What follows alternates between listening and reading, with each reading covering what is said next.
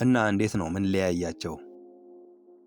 ሶሺዮፓዝና ሳይኮፓዝን ሰዎች እየቀላቀሉ የሚጠቀሙት ቃል ቢሆንም ልዩነት ግን አላቸው። ሳይኮፓዝ ስንል በተፈጥሮ ወይም ጄኔቲካሊ የሚመጣ በአእምሮ ክፍል ላይ የስሜት መቆጣጠሪያ ቦታ ወይም ፕሪፍሮንታል ኮርቴክስ በደንብ ዴቨሎፕ ሳያደርግ ሲቀር የሚከሰት የአእምሮ ህመም ነው። ሳይኮፓዞች ስሜትን የማገናዘብ አቅማቸው በጣም ዝቅተኛ የሆነ ሲሆን በዚህም ምክንያት እውነተኛ ያልሆነ ውሸት ላይ የተመሰረተ ማንነት በመፍጠር ሰዎችን ያስታሉ። ሶሺዮፓዝ ስንል ደግሞ በተፈጥሮ ማይመጣ በአስተዳደግ ምክንያት የሚከሰት ጸረ ማህበራዊ ስብዕና መዛባት ነው። ሶሺዮፓዝ ለሚወዱት ወይም የቅርብ ለሚሉት ሰው ስሜታዊነትን ያሳያሉ። ሶሺዮፓዞች ድንገተኛና ቅጽበታዊ በሆነ ውሳኔያቸው ይታወቃሉ። ድንገት የሚነሳባቸውና እዛው በዛው የሚወስኑ ሲሆኑ፣ ሳይኮፓዞች ደግሞ በተቃራኒው ለአንድ ድርጊት አስበው የበቀልን ሴራ አሲረው እርምጃ ይወስዳሉ።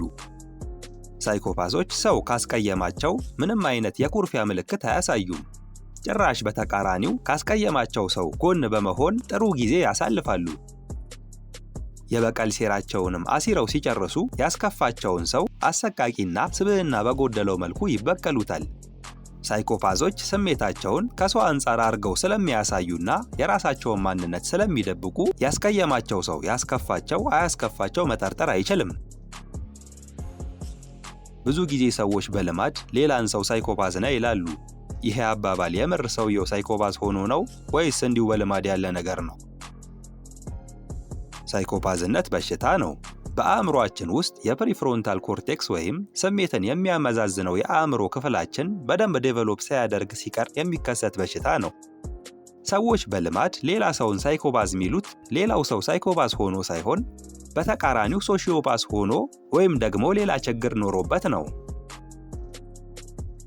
ሶሺዮፓዝ ሆኖ ነው ስትል በመጀመሪያ ሳይኮፓዝ ስንል ቀላል ያልሆነ በዶክተሮችና በሳይካትሪስቶች ሕክምና የሚጠይቅ ህመም ነው። ሶሺዮፓዝነት ግን በትንሹም ይሁን በትልቁ በሁሉም ሰው ዘንድ የሚገኝ እዛው በንግግር የሚፈታ በጣም ባሰ ከተባለ ያለ ኪኒንና ያለ ሳይካትሪስት በካውንስሊንግ የሚፈታ ነገር ነው። ሶሺዮፓዝነት በተፈጥሮ ሳይሆን ከተወለድን በኋላ የሚመጣ ነው። ምድር ላይ በስትክክል ፐርፌክት ሆኖ የሚያድግ ሰው የለም። ምድር ላይ ሰው አነሰም በዛ በማህበረሰቡ ወይም በቤተሰቡ ምክንያት ሶሺዮፓዝ ይሆናል። ሶሺዮፓዝነት በሁሉም ሰው ዘንድ ያለ ሲሆን ሰው በህፃንነቱ እናቱ ወይም አባቱ ወይም ደግሞ የቅርብ ዘመዶቹ የሞቱበት ከሆነ ደግሞ ሶሺዮፓዝነትን በዛ ሰው ላይ ይበልጡን ልናስተውልበት እንችላለን።